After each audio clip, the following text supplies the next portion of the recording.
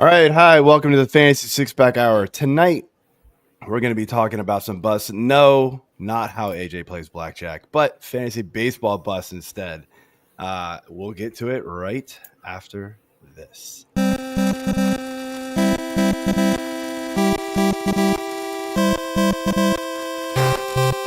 Fantasy Six Pack Hour with your hosts, Joe Bond and AJ Applegarth.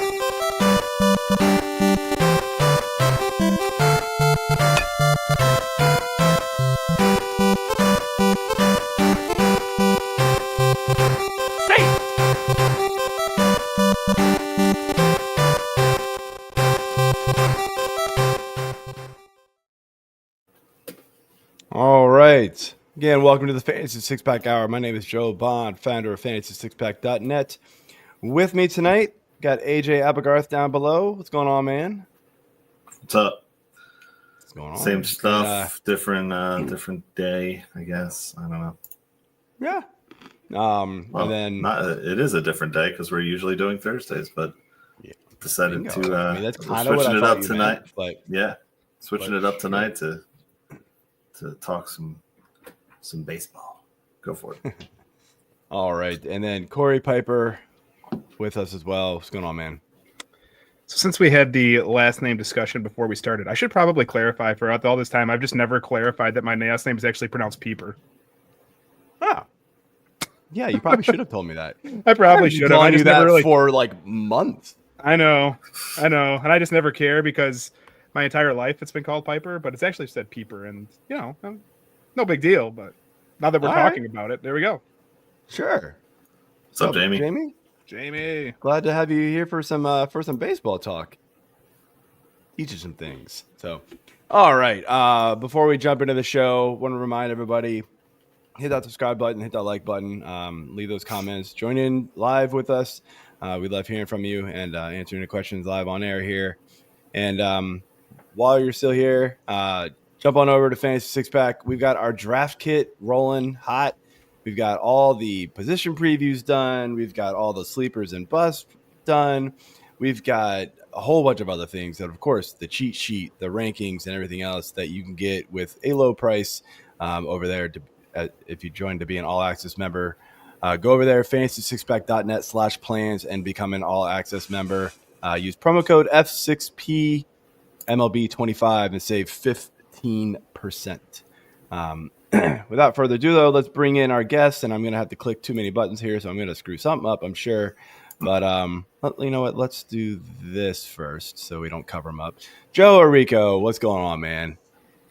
Hey, I really appreciate you guys inviting me on here. It's always fun. We've done this at least one time before. I've been on at least once, and I was thinking there might even have been another time, but at least one time we've got to do this.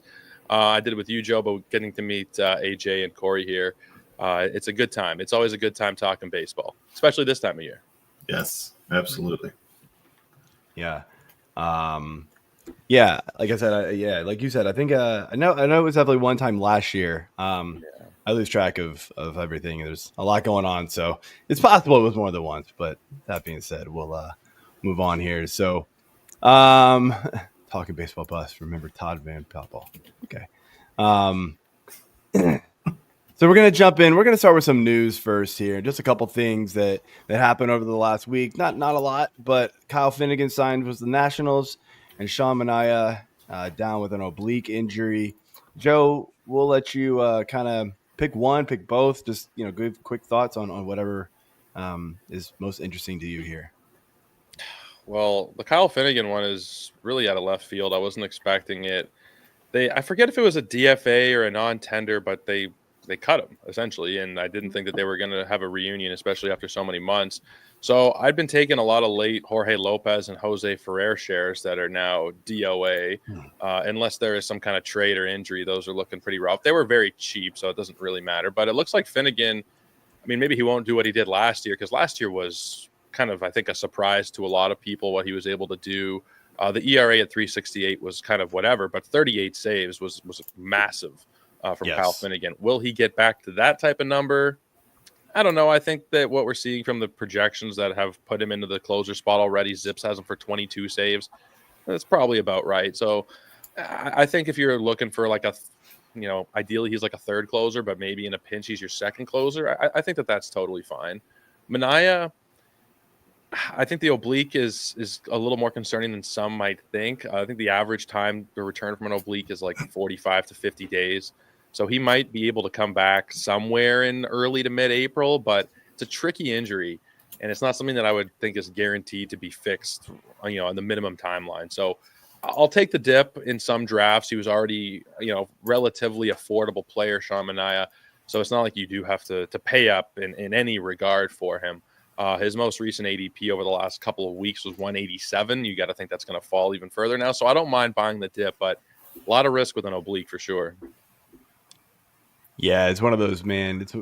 An oblique is one of those injuries that seems to linger for a lot of players too. Like even if they come back, like the risk of re-injuring it happens pretty often. It feels like so.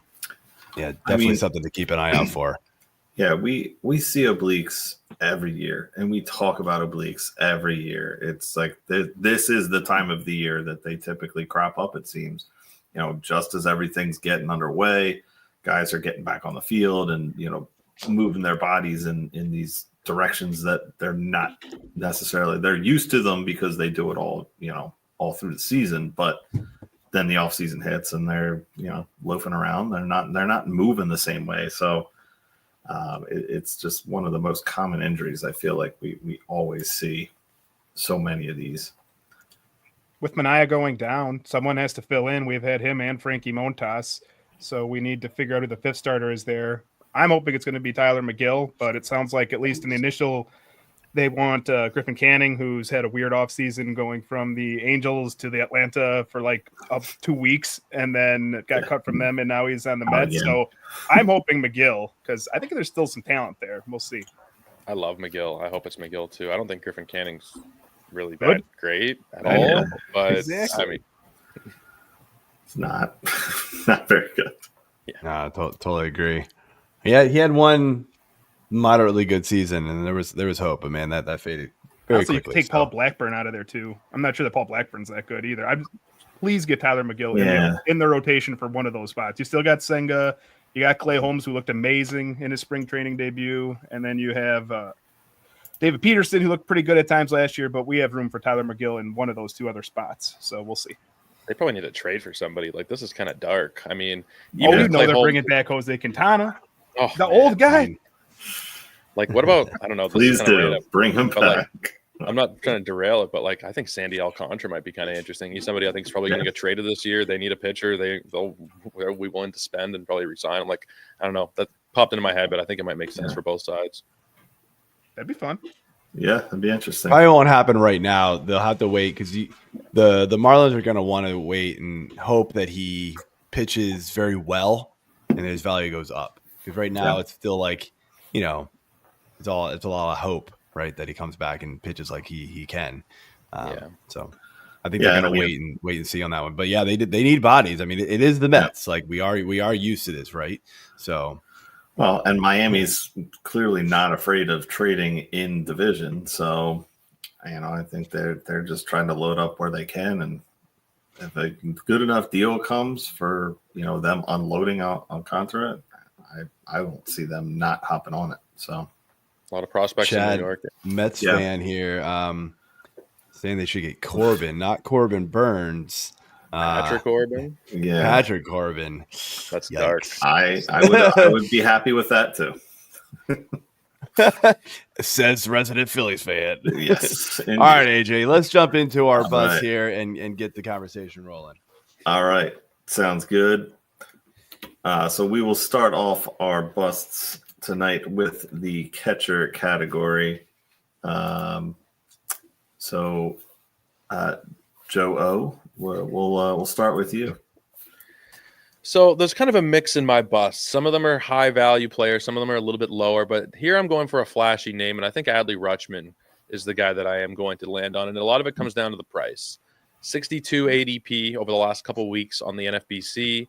Those are two catcher leagues, so you might think, okay, one catcher leagues, he's going a lot cheaper. But Yahoo leagues, which are standard one catcher, he's going about pick 75. So a top 100 pick for any catcher in a one catcher league for me, first off, is usually a bad play. I really like in those one catcher leagues to shop later. I think that's just the best way to go about it a lot of the time, even when you're talking about studs. And Adley is still probably perceived as a stud, and he probably will still end up being a solid play. But with that ADP, considering the skill set kind of really took a step back last year, I'm worried. The barrel rate went down. The hard hit rates dropped a little bit. The batting average went down. His WRC plus went from 127 to 104. So I think when you're investing really, a top 50 or 70 pick in a catcher, I don't like to do it. But if you're going to do it, it should be in a two-catcher league, and it should probably be somebody in the William Contreras, Yainer Diaz vein. With Adley Rutschman, I think there are just too many potential ways for this to go wrong. And I don't think he's going to live up to that top 100 draft price. Not to say that he's going to be a drop or anything, but I don't see him getting back to ADP. All right. Joe Bond, what say you? So before I give you mine, other Joe, I want to ask you, are you like, I get the worry with Rutschman, because if you just look at the stats, he was awful in the second half. I totally get you. Are you at all considering the fact that like he was bad because he did get hit in the hand, and like that injury definitely like zapped power, zapped, just being able to swing the bat like we used to. Like we saw elite production from Adley Rutschman for a good year and a half, and I kind of want like it just dropped off like a rock after he got hurt. Yeah, I don't know. Like, was that the reason why he started walking less and getting on base less too, though? I mean, maybe it just impacted his entire approach, and that's definitely possible. And this is more geared toward one catcher leagues. I think in a two catcher league, if he is somebody that you're taking, I can understand it just because you need to get two catchers and the pool dries up a lot quicker. I get that. But in those one catcher leagues, I think it's mostly like I'm pointing him out when I shouldn't be, when it's kind of just all catchers in the top 100. But considering struggles in the second half, I just can't get behind it. I don't think I've drafted him even one time this year. And I understand why people will buy back in. It's still a good young team. They're bringing the wall in. There are reasons to like him and to still want to take that chance. But for me personally, investing in an early catcher, it needs to be like a sure thing. William Contreras feels like a sure thing. Yainer feels like a sure thing. I just have too many questions to use a 5th or a 6th round pick on Adley. But I understand that I'm talking to an Orioles fan, and I probably struck a nerve here. No, it's good. I just wanted to ask you because I feel like it's something probably on the minds of listeners and viewers. So I mean, I know Corey, you and I have talked about it in some of the shows that we've had. So all right. So I'm going to bring up somebody who you just said, and it is William Contreras. And it's not that I don't think he's going to be awesome. Don't get me wrong. But you're talking about draft cost. You got to pay almost 2 rounds earlier to go get Contreras. No, thank you. I am not taking a catcher when I'm looking at some super like studs on the board still. Like this isn't so much as I think he's a bust. It's just not even close. And like I know NFBC has him in like the first 2 rounds, and there are 2 catcher leagues, but even single catcher leagues, ESPN, RT Sports, CBS, Yahoo, Fantrax, like mostly single catcher leagues, he's in the 30s. I can't do it. I cannot pay that kind of high cost for a catcher who, yeah, he had an awesome season, but like you are paying for absolute ceiling with this guy. 99 runs, 92 RBI, 281 batting average. Fine, he's good, but I mean, do we really expect him to do that again? I mean, seasons before he was 85, 78. If he drops back down to that, a 30 ADP cost is just awful for your build, in my opinion. So I get it. And yes, Chad made a good point. I was just about to say this. The team got worse around him. So like, you remove Willie Adames. It's just there's a lot left to be desired, in my opinion, with Contreras at that draft cost. You are paying for I'll equate it to like the tight end in football. Like you're paying for the Travis Kelce after he had like the massive breakout year and hoping he does it again. And guess what? That usually doesn't happen. So no thanks. That's totally fair. Yeah. That's totally fair. One catcher leagues, I think you can fade them all. Yeah. I understand in a 2-catcher league, like I get it. I get how he feels really safe even with the lineup, but yeah, second round pick is a lot to pay for a catcher. Yeah, it is. My initial comment, my note for this whole category was all of them. But I figured, nah, I can't say that, but I just did. All right. Corey, what you got, man? I will round out the trio of top 3 ADP catchers, and I will take Yainer Diaz. My feelings on Yainer Diaz are I just don't know how he gets the same number of plate appearances as he had last year. So 619 plate appearances last season. He played 102 games at catcher. He played 11 games at first base, and he DH'd 37 times. Then the team went out and brought in Christian Walker. They brought in Brendan Rodgers. We hear that Jose Altuve wants to move to left. And then we know they have Yordan Alvarez. Those DH days aren't going to be there. So he was 5th among catchers last year in plate appearances behind Contreras, Perez, Rutschman, Cal Raleigh. I think he loses 60, 70 plate appearances. Then we're talking the Will Smith range where you can't get in at DH, right? Because of Ohtani in Los Angeles. I don't think we're going to get to see Diaz play DH. So I am dropping him off just on the fact I don't think he gets the same number of at-bats as we're used to. And because of that, the production will lag a little bit too. So I won't take Yainer Diaz at where he is going. So we got all 3 of the top in ADP there. Nice. Well done. Yeah. Well done, gentlemen. Off to a banger start. What you can take away from that is we hate the catcher position. Yeah. There you go. At the top end. Exactly. All right. All right. So I'm going to move on here to jump first in. base. So let's start with our first base bust. Joe, you got the floor again. So this isn't going to be as highly touted of a name. We're going down the ADP a little bit, but it's Paul Goldschmidt. I think people still will see that name brand value of he won an MVP a couple years ago. He's been a superstar. He's probably a Hall of Famer. He's probably going to go to the Hall of Fame one day. He's now playing in New York, and I think the price is still a little bit too high. He's still being drafted as a starting first baseman in a 15-team Roto League.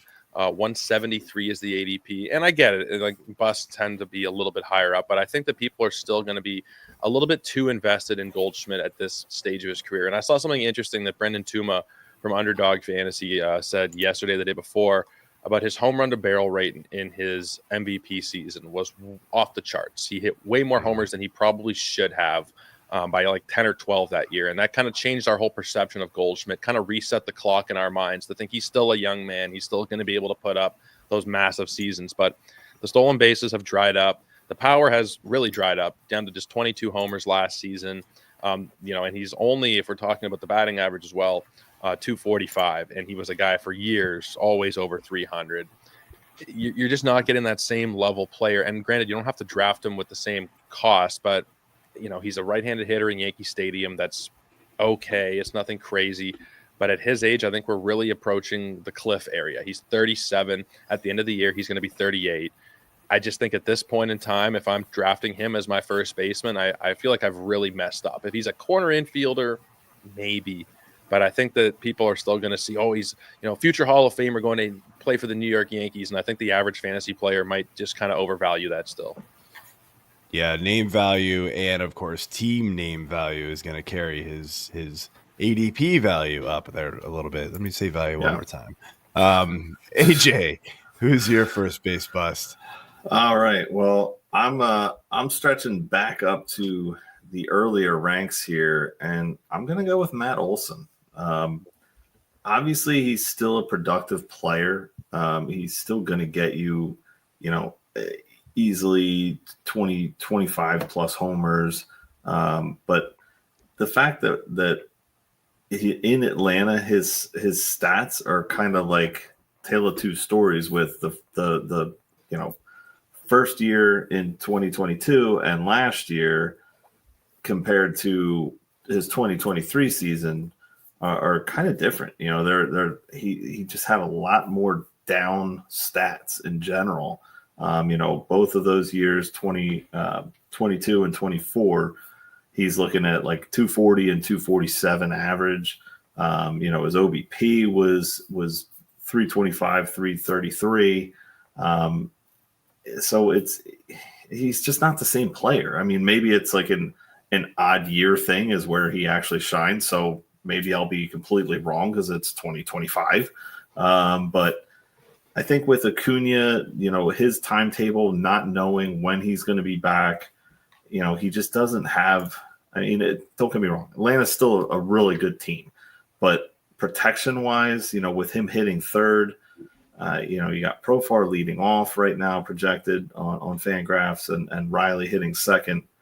Riley's another one who had kind of a down year to start last year, and it wasn't until late that he kind of started turning it on. So, okay, you get 2 easy outs quick, and then you're like, well, now what? So maybe his walks will end up getting a little higher there, but I mean, for where he's getting drafted, and I had him at like 31 overall. I almost feel like there's a lot of solid third base options there that I'd rather get and lock up. You're looking at Devers, you're looking at Machado's right in there.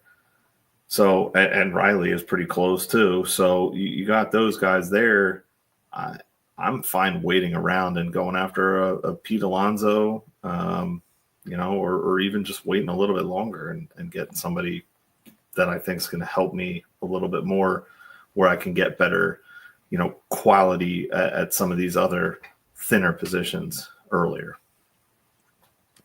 Yeah, I kind of second that one. I wish he was going closer to the Josh Naylor range. I think they're actually not that different, where you're going to get middle of the order bat. So, 100 RBIs, 260-ish average, probably 25 to 30 home runs. I think Matt Olson maybe has more ceiling, but I think the outcomes should end up being pretty close. And I think you're getting Naylor 3-4 rounds later right now. So I wish that was it's another one of those you're paying for because he's had these massive seasons, and we're hoping Atlanta gets back to what they were a couple of seasons ago, where they were just like the juggernaut offense of baseball. I'm not sure it's going to happen. So, I mean, steals, you're not getting anything out of them. So, no. Not. I mean, you're not getting steals for first base in a lot of places. I mean, he's still going to be solid producer in runs and like you said, homers. But he was looking at under 90 runs for those 2 years, and then he was all the way up at 127 and 23. So. Yeah. Again, it's just a tale of 2 completely different seasons. 2 combined versus the other one. So it's a perfect storm in 2023. Like the barrel rate was a career high, the hard hit rate was a career high. Like his slugging was 604 that year. He was he was the number 2 fantasy player. Like he was the number 2 overall fantasy player. Yep. So I understand why people will chase that upside, but everything, not even just for him, it was a perfect storm for the entire Braves offense around him. Yeah. Like the counting stats were just stupid. 139 ribbies, 127 runs. Even if you split the difference from last year, I don't think he's a 3rd round pick. That was a crazy Acuna year. Like, come on. Yeah. Like that was just nuts, man. His volume is amazing. Like he stays on the field. He hasn't missed a game since 2021, but in the 3rd round, I don't like the shot for him there at all. I completely agree.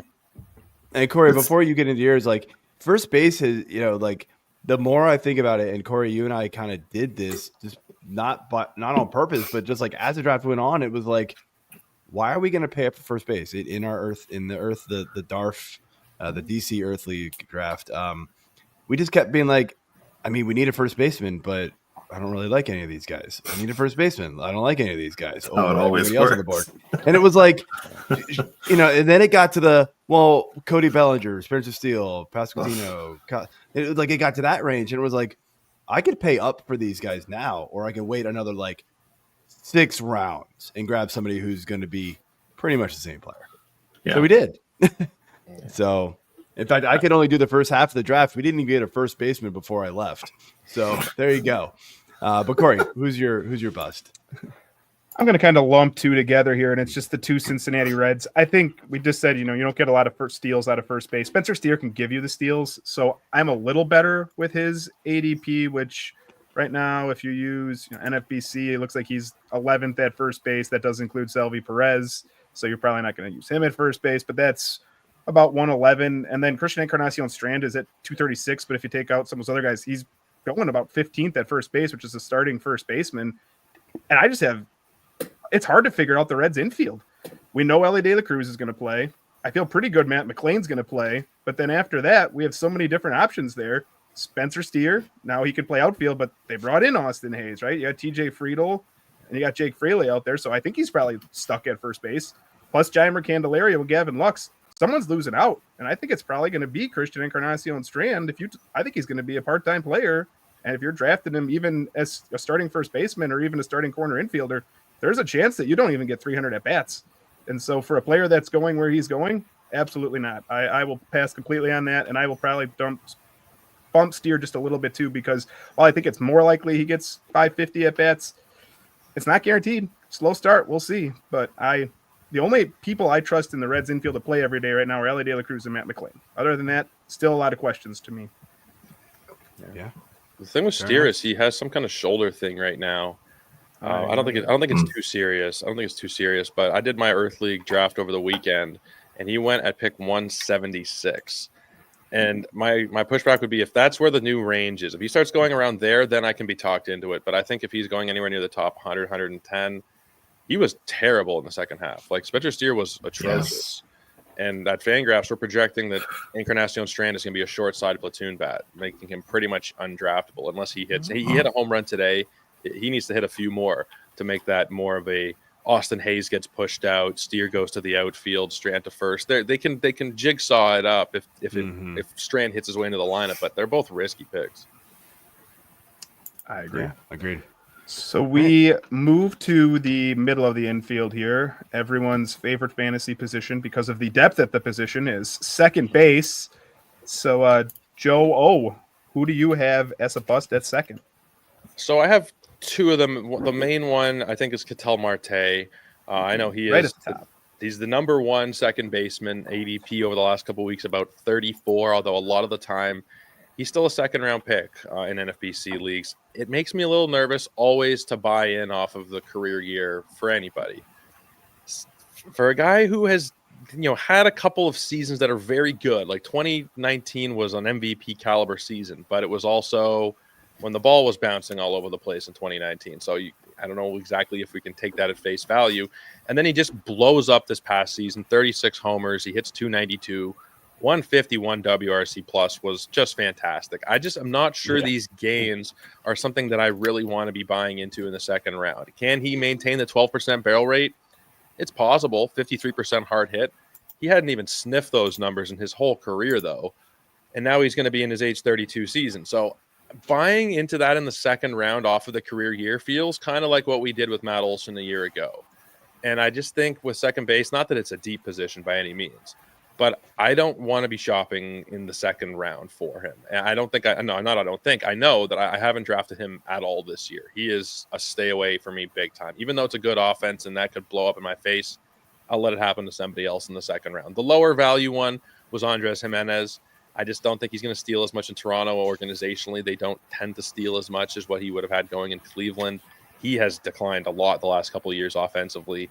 So those are the two, but I think Marte, his price being where it is the main one for me. I've been okay paying the price for Ketel Marte. I prefer to get him in the third round than in the back of the second. But second's so rough that sometimes I just look at that barrel rate. I'm like, oh, maybe he can repeat it, but I understand keeping him as a bust too. AJ, I don't think you went first yet. I did not. Yeah. Second. So I was originally going to go with Matt McLain here. And really, it's like I love his upside, but it's really just such a small sample size that we've seen. So it's hard to kind of, want to spend like a almost 10th round pick on this guy. But again, it's a 10th round pick. So at that point, I kind of am okay with it if you have another second baseman already. Because he's got the dual eligibility for second and short. So maybe you're kind of more looking at him as your, middle infielder or just a backup in general or utility, just kind of an all around roster moving guy. He did have a decent season. I like the average that he showed back in 23. Granted, again, it was 89 games. So, small sample size from what we've really seen out of him. But he's got a little power. He walk rate's okay. Strikeout rate, could be a little lower. But I just think with that offense, there's a lot of young talent on that offense, as we just talked about. So I'm okay going after McLean. I just don't love his cost for him being your first second baseman. And then, that's kind of where I'm at with him.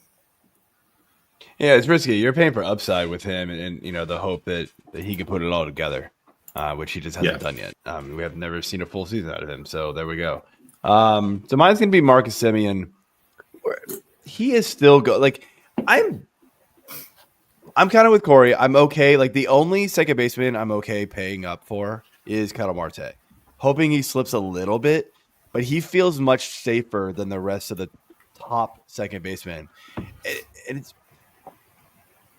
Have we ever seen a position where the top 6 players at it are all like the oldest players at the position? Like, this is happening this year, right? Altuve, Semien, Marte, they're all old. It's just kind of great. And then it drops, right? Then it's Westbrook, McLean, Terang. And then it's finally like younger dudes. I don't really want to pay up for any of those guys, but Simeon's one especially where I feel like it's the panic, like, oh no, he is the last safe guy. Is he though? Like, if you look at his stats and if you look at his contact rates and barrel rates, I think that it's all going in the wrong direction for him. His power has gotten since that 45 home run year in 2021, 26, 29, 23. The runs have still been okay because he bats near the top of that lineup, and the offense is still good enough to get him in enough, but RBI, not great. He's not running. He ran, he only stole 8 bases last year. Batting average dropped like a rock last year. I do expect that to go up a little bit. He was getting a little unlucky if you're a BABIP, kind of unlucky guy, but there's also a little bit too. He just wasn't hitting as many line drives last year, so that plays into BABIP. There's just a lot of things with him that if he's the last guy at like that, second tier of second base, I'm passing and I'm going to pick one of the next guys, one of the next group or the next 2 groups, and I will be perfectly fine with it. I think you could actually get better production from those guys, and you're paying rounds, difference in price for those guys. I think he was pressing. Like, he's had a swing percentage of 50%. He'd never been that high. Swing, how often he swings outside of the zone. Jumped tremendously. Never been as high as 26% since he was a rookie. So I think as he's getting older, he's pressing at the plate and it's not working out. I mean, it could be, bat speed, slowing down. He was bottom 10% in bat speed last year. So there's something to it. So, when you notice yourself slowing down, you try to make adjustments, and it wasn't working. I mean, he's a good player. Maybe he'll make another adjustment and figure it out. But, odds are I'd say no. All right. All right. Well, let's go ahead and jump into third base then here. Joe Orrico, what is your third base bust? So it's probably one, if you'd asked me a week or so ago, it might not have been this way, but it's trended towards being Rafael Devers. And part of it is the shoulders. The shoulders have been a concern all throughout the offseason. I drafted him one time, as I think it was my very first draft of the year. And it's because I think he honestly fell like end of third, maybe beginning of the fourth. So I was like, okay. But Rafael Devers pretty routinely is a mid to late, second. Sometimes he's in the third, like his ADP on the NFBC is 35. And I speak in 15 team terms a lot of the time because that's what I play a lot. If it's a 12-team league, a lot of people, he's going to be a third-round pick. But you're dealing with problems to both of his shoulders, which could potentially really impact him. It's not just one of them. When it's both of them, okay, you got to start to pay attention. But now we also have the circus that's going on in Boston that could potentially be a mental distraction now. And you never know how much to weigh those things, how important they are. But he seems very pissed at the Red Sox, whether it's the current group of guys there or whatever Heimblum promised him on his way out the door, whoever it was, he's not happy. And when you add that in to the injury concerns with the second, third, potentially maybe an early 4th round price, I just can't do it. Third base is not deep position, but give me Riley and Machado at the same price every day at this point. So what we've learned, Corey, is that Joe hates our NFBC team, our Earth team, because we have both Martin. To be fair, we clicked the button like a half second too late. I forget who we were trying to get, and it autoed us Devers. And I remember because we were like, "Do we want Devers here? He's there." And I was like, "Nah, those shoulders, man. I don't want anything to do with those." And then it autoed us Devers, and I was like, "Ah, all right, we'll figure it out." Yeah. So. He's probably not going to be Here's terrible. hoping. Yeah, I don't think he'll be terrible, but I do think, yeah, it's a little high of a price to pay right now. And I want to see him do something in the spring. Maybe because of the shoulders, I wasn't even thinking about it. I was just looking at the list. So maybe I'll take Olsen ahead of Devers. But all right, Corey, who you got here? I'll go a little further down, but still a top 10 option by ADP, and that is Royce Lewis. So I could sit and just talk about the injuries, right, and how he's never going to stay healthy based off what we saw last year. Was the most we saw yet with 82 games, but it's not even that. It's once he finally did get healthy by the end of July, he wasn't even really very good down the stretch when he finally did stay healthy. He got off to this ridiculous start where he had, well, the very first day he got hurt on a double, and then he came back and he had like 10 home runs in a stretch of about a month and a half. But then when he gets healthy, over the last 228 plate appearances, he hit 6 home runs with 31 RBIs and he hit 210. I can get better than that. What's the difference between that and I think Jake Berger beats that? Yeah, Alec Bohm maybe doesn't have that power going later than that, but I know I'm getting a much safer average and he's going to provide RBI. So I think we're all shooting for this perceived massive upside with Royce Lewis, and I'm not sure it's really there. I think he's just kind of a middling average player who has some power. He's going to strike out, and on top of that, you have an insane injury risk. So I will pass on Royce Lewis at the price. All right, Jabant. Going back to the Yankees, we've talked about him before, and it's Jazz Chisholm. I wrote the third base article over there on Fantasy Six Pack, and it's my kid's favorite question. And fantasy baseball managers were playing the what if game with Jazz Chisholm forever. What if he could put a full season together? Well, he finally did, almost, but good enough, right? And I mean, the stats were amazing. And I get it, his stats with the Marlins were good. And then they were better with the Yankees. That's expected. But the actual pace with the Yankees last season was just, I think it's unrealistic to expect for the full season. And I think people are paying up for that. That's what people expect him to be all year long. I can't see it. And I'm not confident he's going to stay healthy all year. So you are paying a primo price for him right now. You're talking, 33 ADP on average between all the different sites. That's with ESPN giving you a 73. Now, you got to keep in mind, ESPN's a points league based system now. So speed players get plummeted in their ADP. LA De La Cruz's ADP is in the 50s or something like that. It's crazy. It's because, steals don't matter as much in points league for the most part. And so if you were to remove ESPN, he would have an ADP higher of Machado, Devers, and he'd be behind Guerrero if he has third base eligibility. But he'd be ahead of both Machado and Devers in ADP. And I get it, but I also will never pay that price for him. He just terrifies me. So in a draft I did this past weekend, or started this past weekend, it's a slow draft. He went on the turn of the first, second round. The guy who picked 15th started in the second round, took Jazz Chisholm. Now, he would never been back to him. So I guess stick to your convictions. It's an early ask. That's ahead of, I think it was ahead of names like Yordan Alvarez, Jaron Duran. It's a big ask, but stick to your convictions. I guess you really believe in it. He's never coming back at the end of the third. So, are we expecting an ISO of 227 to continue for this guy? After what he hit with the Yankees in the 46 games he had with them, a home run to fly ball ratio of 23.9. I'm not buying it. He's good. He's a good player. I'm just not sure that power stroke is quite there for him consistently enough. The speed's there for sure. He's going to be, if he's healthy, he's easily, closing in on 40 steals, if not more. But I can't buy the rest of it, especially them losing Soto. That's going to make a massive difference in that lineup. And I do think that hurts everybody else around. So, Well, if you ask Yankee fans, they're actually better now, though.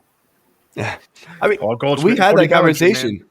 We had that conversation where, like, I get it. Like, if the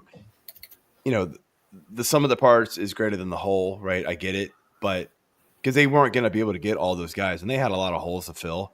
But and then you add Max Fried into the mix and Devin Williams. Yeah, that probably made their team overall better. Yeah, losing Soto does. That's going to hurt guys like Jazz Chisholm, and Judge will probably be fine, but it's the lineup's not going to be the same. Not even close. So, all right, let's move over here to shortstops. And Joe, what you got? So I've been fading this guy for a couple of years now, and it has at times looked smart and foolish. But this year, it is going to be C.J. Abrams for me at short. The price is essentially what it was last year. It might be a couple picks later on average, but we're talking about the same general range here of the top 50 pick. Sometimes he's going as high over the last couple of weeks as 42. And when I look at what he did last season, he took a step back in a lot of ways. The stolen bases went from 47 to 31. Homers stayed the same. Runs and RBIs were about the same. Batting average was about the same. But those steals are what you're paying for. You're paying that price for C.J. Abrams so that you can get a huge boost in your steals department. If you're getting 30 instead of 50, that's something I can replicate a lot later on in the draft. And it doesn't have to necessarily just be one player. I can take a couple of guys that can cobble together 15 apiece. It's a speed thing in general, not just shortstop or C.J. Abrams specific, but we've been used to having to pay up a lot for those speed guys when they're a lot more prevalent throughout drafts now. So paying a third round price for a guy in a okay lineup, not bad, who didn't take those steps forward like we were hoping for, and also potential behavioral problems. I mean, the guy, they had to send him down and suspend him because he was staying out all night playing blackjack or whatever he was doing on a game night. So potential knucklehead alert combined with maybe a lack of development like I was hoping for, keeping me away in round 3 for sure. Joe, we need a new ticker banner for number of times blackjack is mentioned. We're now at 2, and I think that's the first 2 times in like 3 years that it's been mentioned. So, new banner. Sorry, I'm not moving that fast on the banners, man. That's okay. All right. Yeah, It's no, fine. I think just leaving the one that's there is fine. We don't need to change. All right. Corey, I'll let you go. I'm going with Ezekiel Tovar, who had kind of a perceived breakout in his second full season at the big leagues. Now he had 655 at-bats, which is a ton. Led the league in doubles, National League. 26 homers, 78 RBIs. Hit 269, but I just don't trust his plate discipline at all. And yes, Coors Field being the best by park factor for singles, second best for doubles, best for triples, top 10. Maybe it can boost it a little bit, but it should not be boosting it to the extremes that it is with him. He is the highest swing percentage in all of baseball, 62.3%. So 6 out of 10 times the ball's coming. It doesn't matter where it's at. He is swinging. Joe talked about it earlier with, out of zone swing rate. He's the second highest in baseball, 44% of the time he's swinging, even if the ball's not in the zone. It is really hard when you are swinging and missing that much, whiffing 33% of the time, to hit anywhere close to the 269 he hit last year. I mean, that is the recipe for a 220, 210 batting average in there. Even if he gets a little help, maybe it bumps up to 230. I'm not paying that for where he has to go. I think there is real bottom out risk with Ezekiel Tovar's average. Maybe Coors boosted a little, but not enough for me to take him where he's going. I couldn't agree more with this one. Like I don't understand the hype. Like his swinging strike rate was 19%. Yes. That is ridiculous. ridiculous number, like an absurd Joey Gallo-esque type of swinging strike rate. He could strike out 37% of the time next year, and I wouldn't really be surprised by it. He's perceived as like the speedy guy. He was 6 for 11 stealing bases last year. Like I don't know. He's a good launch angle. Barrel rate's okay, but yeah, he's like, I'm not even close to interested. Yeah. All right. Well, I'll finish it out here with probably a surprising pick. I'm going to go with Trey Turner. I mean, he's kind of in this. Phillies. Yeah, he's kind of in this no man's land for drafting. You know, based on ADP on FantasyPros, you have the top 5 with Witt, Henderson, and Betts, and De La Cruz clearly in the first round. Lindor's right there, you know, on the turn, or still at the end of the first round in your 15-team leagues. And then you skip, you know, another round and a half basically till you get to Turner, and then it's another round or so until you get to Seager and move on. So Turner he's been a good player in his career, but you know, ever since he got to Philly, he struggled. You know, especially a few years ago, until he got the standing ovation, and you know, in August 4th, I believe it was. Then he finally started playing ball again, and it's like, oh, okay, I remember how to do this. But last year, you know, I don't know. I mean, he's got a swinging percentage of 53, almost 54%. You know, and only 50% of the balls were, you know, in the zone. So he's still swinging at a lot of garbage. You know, I don't know if it's just trying to do something or not. Right now, you know, FanGraphs does have him projected as leadoff. Obviously, Kyle Schwarber's been the leadoff hitter the majority of the time for the past couple of years. So I think Philly's finally trying to change that to see if either Turner can get back to getting on base and then try to steal. I mean, you're still going to get good steal numbers out of him. He's going to have, you know, maybe, you know, hopefully at least 20 homers. I mean, that he still has that in him. You know, obviously he's going to help you in average, be near 300. I don't know if he's going to be a 300 hitter anymore in his career. I mean, he'll be 32, I believe, coming in. Yeah, 32 this June. So he's kind of on the downturn already with that. You know, still has a decent on base percentage. So I just think you're paying a lot for him in a very deep position. And depending on where you're drafting, if you can get one of those top 3 guys, obviously you're taking one of them, and then you're not worrying about shortstop again for a while. So correct.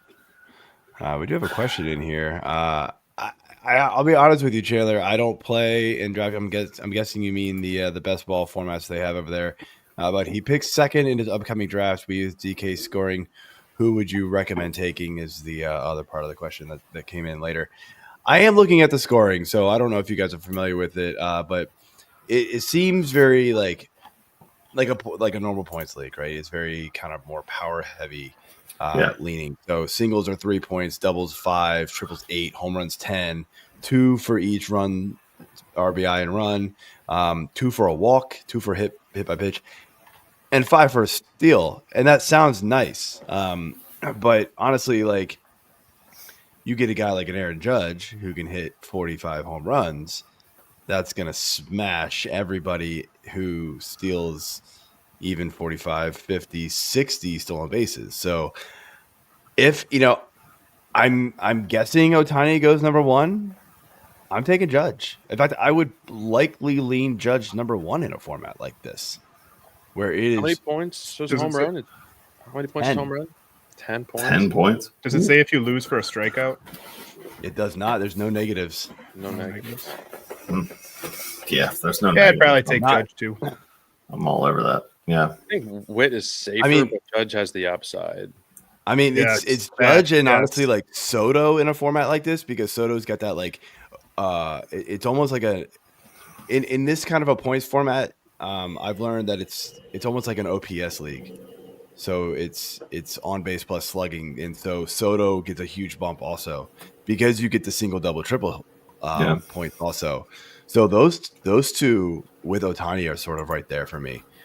Witt is plenty fine, plenty safe. You're just not getting that advantage with all the steals. And I personally don't think Ohtani is going to run as much this year with him getting back to the mound at all. So don't expect those 50 steals or even 40. I just don't see him running.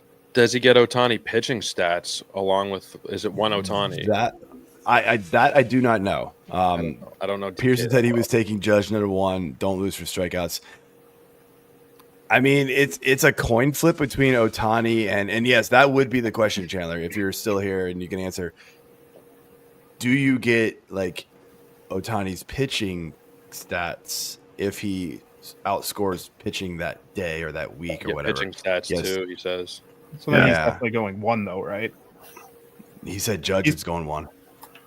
Huh? Okay, well then you should take Shohei Ohtani. Shohei. Absolutely. Yeah, I would say you should the only thing with Shohei is that you almost are never going to get his pitching stats because my guess is that it's a weekly, probably, summed up stats that's how the lineup gets set, and so you're never going to get his pitching stats. That's a super ridiculously high floor, though. Yeah, unless he throws like a no hitter, right, and you get something crazy like that. But which a no hitter is only 5 points, by the way. I'm just looking at this, that almost makes me want to It would be Ohtani or Soto for me as number 2. It's kind of a coin flip. Getting that little extra, hey, if he kind of has a bad week hitting, I can get the pitching side. That sort of helps. It's a coin flip for me. But yeah, good question. All right, Corey, let's move on.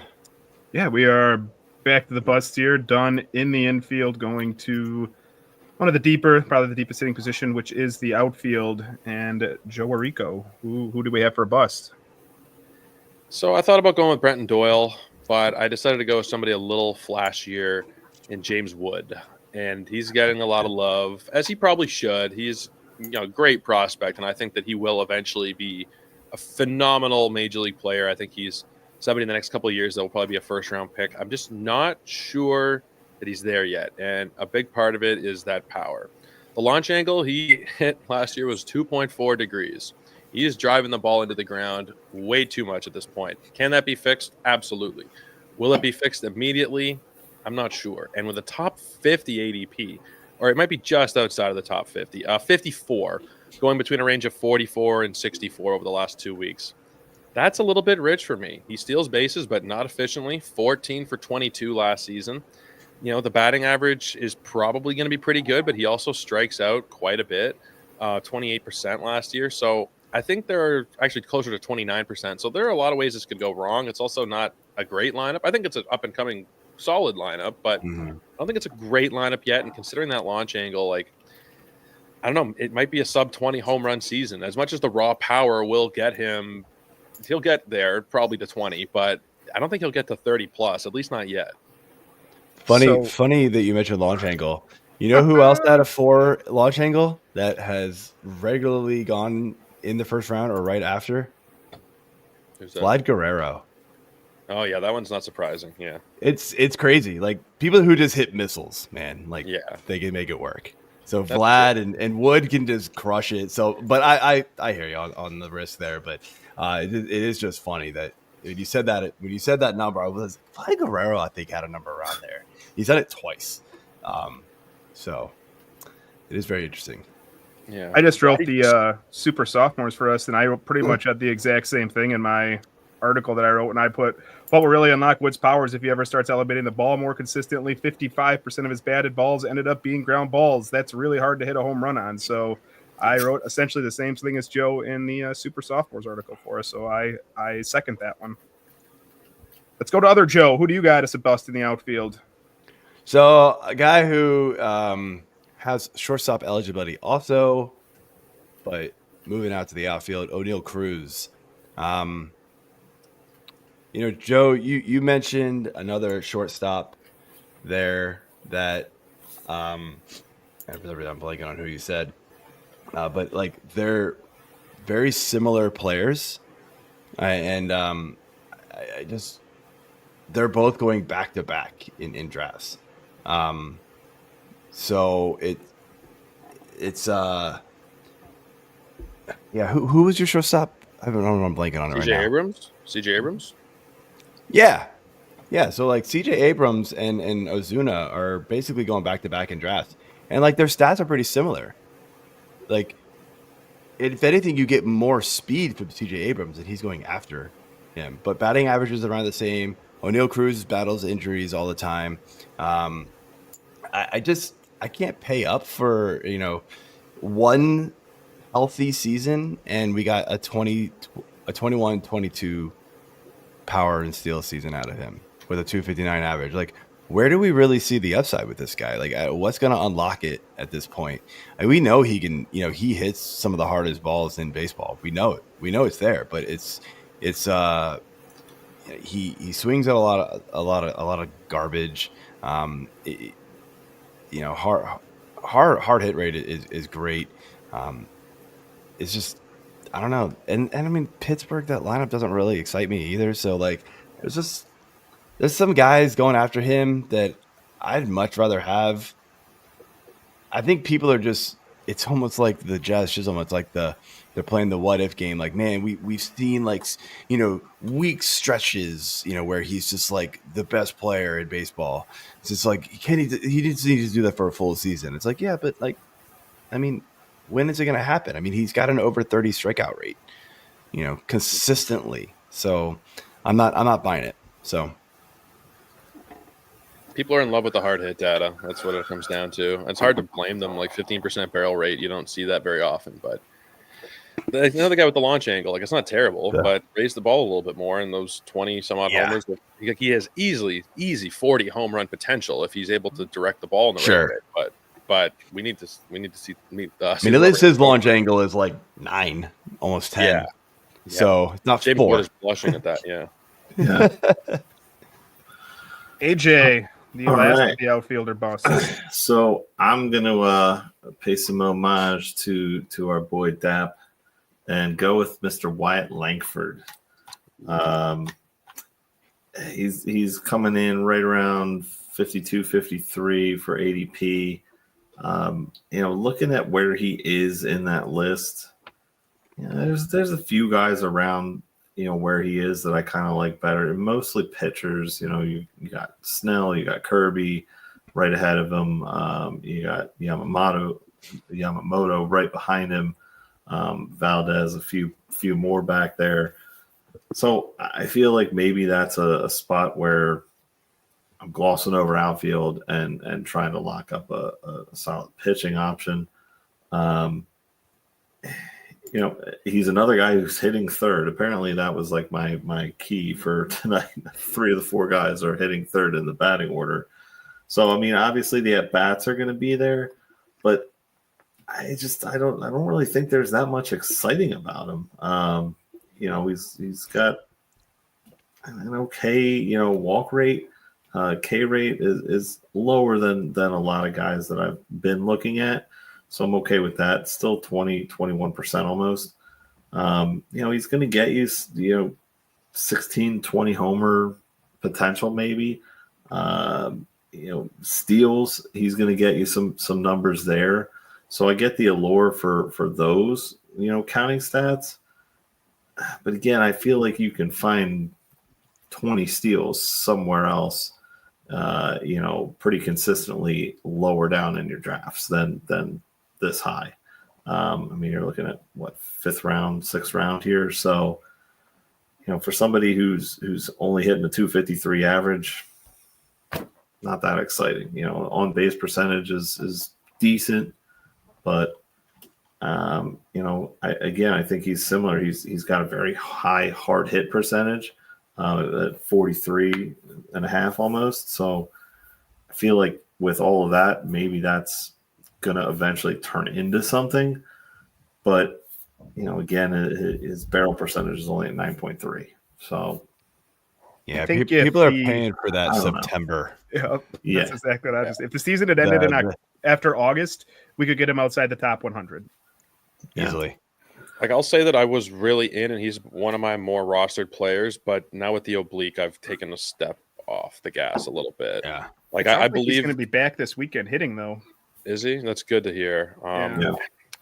When you guys start getting hurt at this point of the season, I just wonder if it's going to start to pile up on them a little bit. But I trust the profile. I trust the lineup. But I don't know. He's not somebody I'm going to be taking anymore. And NFBC rooms, he's going sometimes as high as the third round. Like, his minimum pick in the last couple of weeks is 33. That's like beginning of the third on those. He's expensive. People are in love with him. And I kind of was one of them, but not anymore. Not right now. Is that prospect pedigree mixed with that September just blow up? 8 home runs, 7 steals, batting 300. He had an amazing September, and everybody kind of is like, "Oh, he figured it out." It was late, but he figured it out. Yeah, but that's the thing. It took him hitting 300 in September to get a season average to 253. Yeah, I mean, believe me, I had him. That's not great last year. Not and then what really sucks is I traded him right before the fantasy playoffs in that head-to-head league of ours, AJ. Yeah. And then, of course, he blows up because I was like, oh, I could get rid of, he was going to be one of my keepers. I don't need him in like 7th round or whatever. I'll just go for it this year and figure something out later. And then he goes on to finish as like one of the best players in September. So, oh well. Yeah. It happens. All right. Let's close it out, AJ. Let's close things out here, like you said, with the pitching position. And Joe O, we will start with you. So I'm going with Garrett Cole, and there'll be some people who don't like that choice because Garrett Cole has a legion of fans. I realized doing a video on Fantasy Pros and reading some of the comments, people were very, very mean to me because I did not like Garrett Cole, and I understand it. I mean, we're talking as well with, we mentioned it earlier with another Yankee with Goldschmidt, the pedigree, the name value. Like, we're talking about a guy who is going to be a Hall of Famer. But we're talking about a guy who's also had elbow problems. And I don't know how severe it is at this point, but a guy who had to miss a lot of time last year. He is far from the youngest guy at this point. He's going to be 35 years old this year. And I know people will point to the playoffs and how he was really good in the playoffs. He was okay in the playoffs. Like, on the surface, 2.17 ERA. He had a single-digit strikeout minus walk rate in the playoffs, 17% strikeout rate. So I don't want to hear about how he was all perfect and good in the playoffs because he wasn't really. Like, on the surface, yes. But when you dig a little bit, the strikeout rate falling the way it did is not what I like to see. And if you also just look at the previous few seasons, he's not quite where he has been. The expected FIP, the strikeout rate in general has gone down like 33% to 27 to 25. His numbers are essentially resembling what he was doing when he was in Pittsburgh again, like those later years in Pittsburgh, 2016, 2017. That's kind of where he is in terms of skill set right now. I don't think that he is anywhere close to what he was when he was winning Cy Youngs at this point with the age, with the injury concern. I just can't see him being an SP1. And according to the Fantasy Pros consensus rankers, he's like an SP12, I believe. So still in that SP1 range. And I can't see him returning that value. Can he be okay? Sure. But SP1, it's too rich for me. I could not agree more. That is 3 Yankees on this show. That is hilarious. Yeah. We're going to get a lot of hate. I know. I'm waiting for it. Joe, Bring it on. Joe Bond, who you got? All the closers. No. I'm going to go Chris Sale. I had another one. Corey stole it before I could write it down on a piece of paper. So we'll get to that one next. But I will go with the next best sort of similar-ish player, not to give it away totally, but Chris Sale. Like, I get it, man. His last year was absolutely ridiculous. We know he's an awesome pitcher. He did start 20 games in 2023, but he still only pitched 100 innings. So, dealt with 3.5 years of lots of issues. And am I confident he's not going to have more issues with the way that he throws and how hard he throws? No, I'm absolutely not. I would not be one bit surprised if he doesn't if he gets hurt again. I also don't think he's going to, pitch for an under 3 ERA. I mean, BIP and XFIP were right there. So like they believe it was real. And it was. He was, it was an awesome season, one of the best we've seen. Kudos to Chris Sale, but I'm not paying up for, we're talking even in 12-team leagues, you're paying third-round price for him. I'd much rather take like a Cole Reagans later, guys like that who I think are just a little bit safer right now. Maybe I've just been burned by Chris Sale a few too many times. I have taken him and thought, oh, he's coming back. He's going to be awesome. I'm getting him at a discount. And then he didn't pitch that year. And it was like, okay, well, never mind. So maybe that's playing a little bit of it, a little biased, but yeah, I'm not buying the he's going to be able to repeat that. And look, nobody's actually expecting to do that. If people were actually expecting him to be Cy Young again, he'd be up there with Paul Skeens and Scooble, but they're not. So they are discounting him a little bit, but I just don't think it's enough with the injury history for him. And he got hurt down the stretch too. Remember, he couldn't pitch in the playoff game. Like, who knows at his age, it's best practice to just fade 36-year-olds in general. It usually will work out for you. What a transition there, because I also have a 36-year-old pitcher here who has pitched, I don't know, about 20 starts in the last 4 years combined. 35 starts in the last 4 years combined, and that would be one Jacob deGrom, who, and again, rounds out our trio of Hall of Fame caliber pitchers here that we're all saying we're going to fade. But it's the injuries. Where did we actually trust Jacob deGrom to pitch? Yes, he got back in September and made 3 starts. They were also of the Garrett Crochet variety in that he topped out at 4 innings pitched. So I don't need a whole season of them babying him. That was while they were trying to compete for the playoffs, the Texas Rangers. We hear that he's healthy now, but we haven't even seen – the last time he pitched 100 innings was 2019. That is too long for me. If I was getting him in the Spencer Strider range outside the 10th round, sure, I'll take that chance there. He is going right now, according to the ADP here, he is going at pick 63. That is just outside the 5th round in a 12 team. That is in the 4th round in a 60, or just outside the 4th round in a 16 or 15 team. Pass. I will find someone who I trust the innings from more, whether that's, some of the guys we talked about. Bryce Miller, Max Fried, some of those players, a lot more reliability in Jacob deGrom. Could he be amazing? Sure. He could also pitch less than 20 innings again. His NFBC ADP, when I grabbed it like a week ago for the site, 49. It's just such a big ask. I get it. I'm on the other side. I've bought in. I'm in, and I'm Steve Carell ready to get hurt again. But I think he's as healthy as he's been in a long time. He finally had the surgery. I know I'm probably fooling myself, but he's had the surgery. He came back. He looked really good. The stuff numbers were still great. And Texas has no real reason to baby him. They've paid him for a couple of years to do nothing at this point. Maybe they will baby him a little bit in season to save him for later in the year. But I might be crazy. I might be insane. But I think he can make 20 to 25 starts and still return value. But I'm also probably crazy. If he makes 25, even if he makes 20 starts, you'll get it out of him. That's fine, because I think on a per start basis he'll be fine. I'm just not trusting it yet. Here's what Nick Pollock said to me that really talked me into it. With everybody's elbow blowing up, give me the guy who just had his repaired. True. I understand both sides of it, though. I understand most people are fading him, and I totally get it. Yeah, that's definitely a way to look at it, and I get it, and I can kind of agree to it or agree with it to a point. But again, he's a guy that I've been burned by as well. So yeah, once you burn me, you're dead. You're gone. You're not coming back. One strike and you're out. Exactly. Yes. Rage quit. 3 balls at you, and they all hit the strike zone. So get out.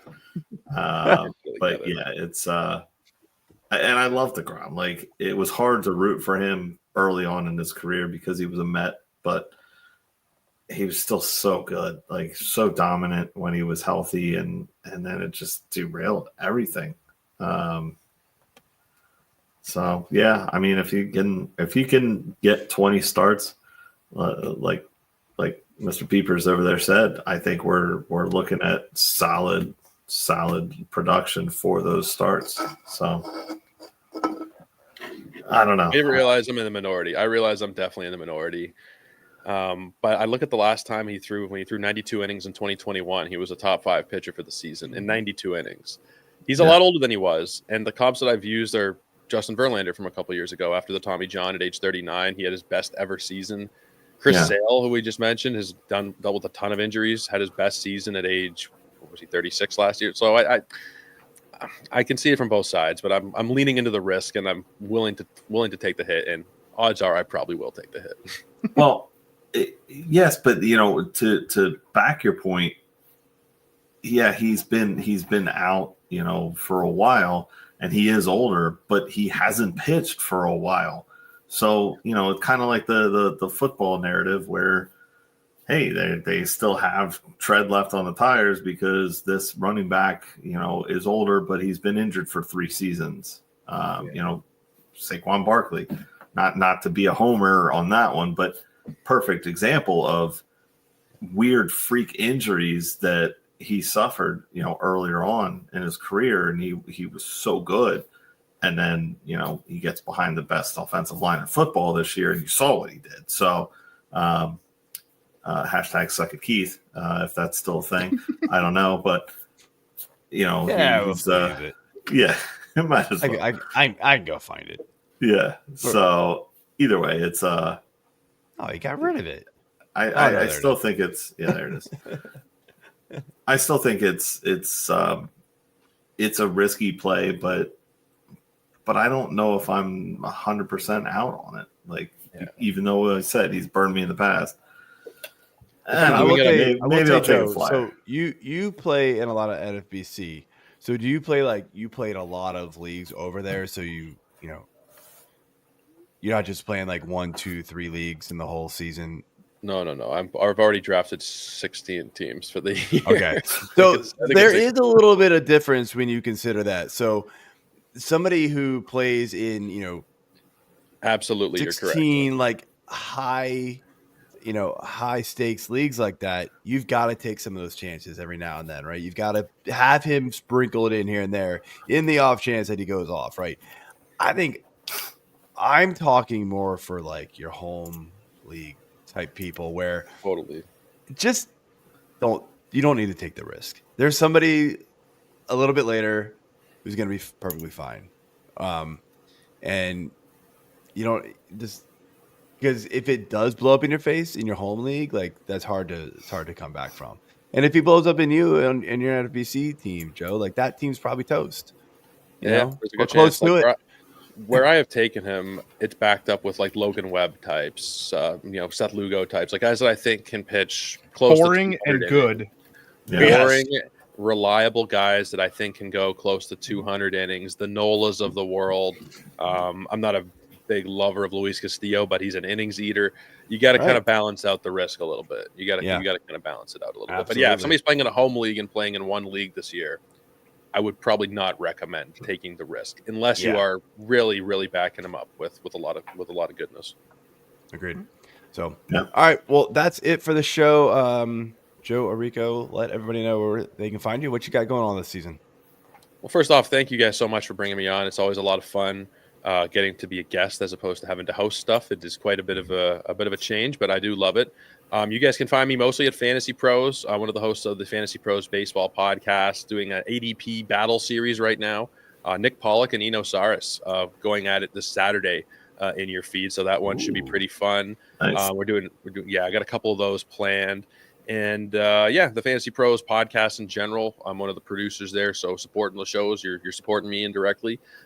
Sleeper in the Bust at FanGraphs. I am one of the co-hosts. You guys can hear me once a week usually. That's a rather new thing. So if you're hearing that and thinking, no, he's not, it's a rather new thing. So you probably haven't even heard one of the episodes yet. I've only done one so far, but I'll be on tomorrow or today, regardless of or whenever you're listening, the Thursday episode.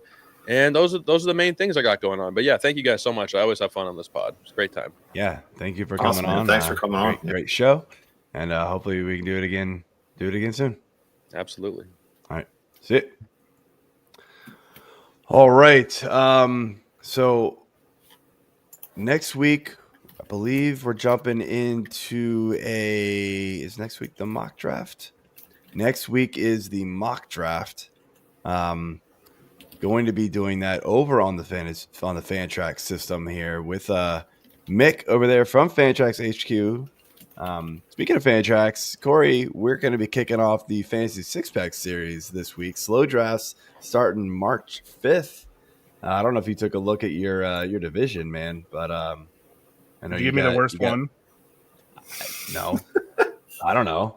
I mean, it's a lot of fans. You know, everybody's got a lot of fans. So, like, I don't know who any of these people are, but I'm looking at the analysts. It's you, Brett from Skipper's View.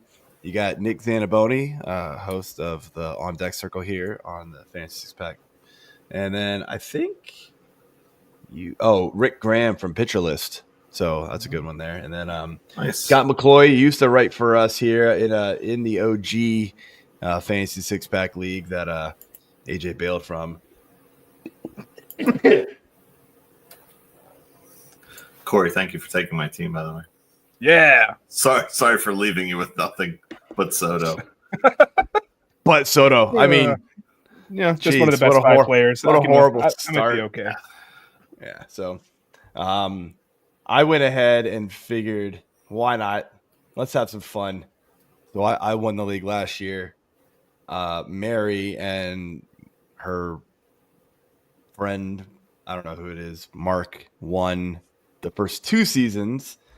We have completely changed the format this year. It's weekly, but I said, screw it, putting us in the division together. So let's have the fun. Murderer's Row right there. We are all named after baseball movies. What baseball movie did you get, Joe? I got Major League. I had to. My Fantasy Six Pack OG team name is Jobu's Rum, and I've got the awesome bobblehead from I got for you from AJ. Yeah, that's pretty sweet. This yeah, is awesome. Not gonna lie. And then I want to say one of my other team names has something to do with Major League too. I forget which one it is, but maybe not. Maybe I'm just making that up. But anyway, yeah, it's probably my favorite baseball movie, so I had to put myself in that one. Sandlot's pretty close second, but yeah, the divisions are Moneyball, Bull Durham, Major League, Sandlot, A League of Their Own, Rookie of the Year, 42, Field of Dreams, The Natural, Bad News Bears. So we did get no Angels in the outfield. Come on, we did. Oh my gosh, no, we did get up to 120 teams this year, so. I'm sure people will be posting on Twitter and Blue Sky, whatever their picks are early in the drafts, at least. So look out for those. It's always a good time. So, all right, that is it for the show. We will see you all next week when we. Chad's over here. Don't recognize anybody in mine. I'm pretty sure I got some people that I know in yours, Chad. So we'll figure it out. But all right. We'll be back on Thursday next week doing a mock draft. See you then.